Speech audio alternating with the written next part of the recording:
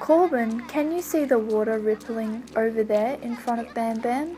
I can, but I don't think it's anything to worry about. Maybe it's just the breeze rolling across the lake. Bam Bam, no! What just happened? How big was that snake? I'm getting out of the water before he strikes again. Father, a huge snake just rose out of the lake and snapped up Bam Bam. Oh no, what happened? What did you see? The snake was bigger than a normal snake. He had so many colours, green, yellow and orange. I believe the snake you've encountered sounds a lot like Wanabi. I want to tell you a little Dreamtime story about Aboriginal snake. He is thought to have created all of our rivers, mountains and lakes. Wanabi wasn't just any old snake. He was the biggest, happiest, most colourful snake in the land.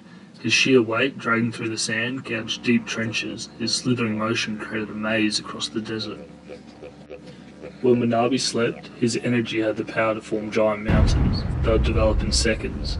Our ancestors believed that the land would shudder, that thunder would strike and they would feel although the earth was being dragged from under their feet.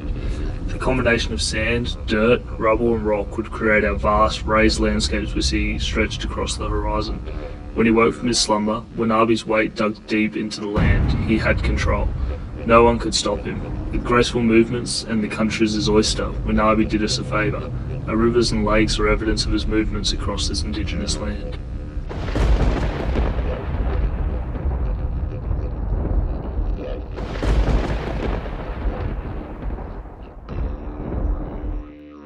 When the yearly rains arrived, the desert would flood. The intertwining trenches and deep gorges left by Wanabi would capture the gushing water, and this created the rivers we see all around us.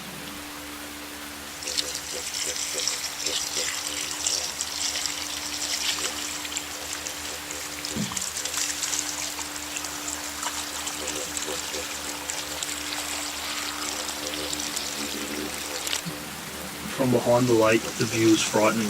The sheer intensity of the water flowing aggressively down the river amazed our ancestors. The famous Dreamtime snake had created an environmental masterpiece. When Wanabi would get tired, he'd make his way to the lake, curl up in a ball, and over time the hole would get gradually deeper and deeper. This created our lakes, similar to the one you were swimming in.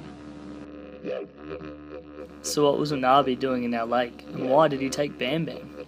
Wanabi is older and frail children. His size and weight will no longer create the rivers and lakes. He is resting, but much like you and I, Wanabi doesn't like to be woken from his slumber without warning. We need to skim a stone across the water to let Wanabi know we are joining him in the future. Wanabi is kind, friendly and well-natured. We just need to show him our respects.